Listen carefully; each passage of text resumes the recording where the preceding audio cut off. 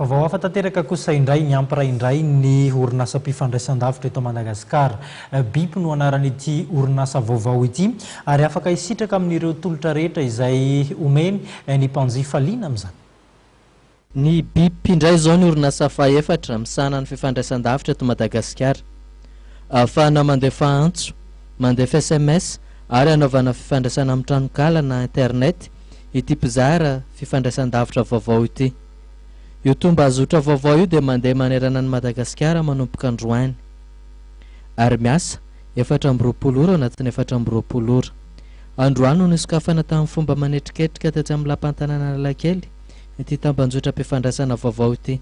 Raha araky ny fanazavana ny entr'ireo mpitantana ity orinasa ity moa dia efa tamin'ny faramparany taona 2024 nahazoan'izy ireo ny alalana hitrandraka eo amin'ny sehatry ny fifandraisana na fixe zany na mobile na ihany koa ny internet eto Madagasikara. Ny laharana karatra sim biby moa dia matomboka amin'ny laharana 039. Ho avy tsy ho ela moa araka ny fanazavan'ny tompon'andraikitra ihany ny resaka fikarakarana vola amin'ny finday na ny fantatra amin'ny mahazatra hoe mobile banking.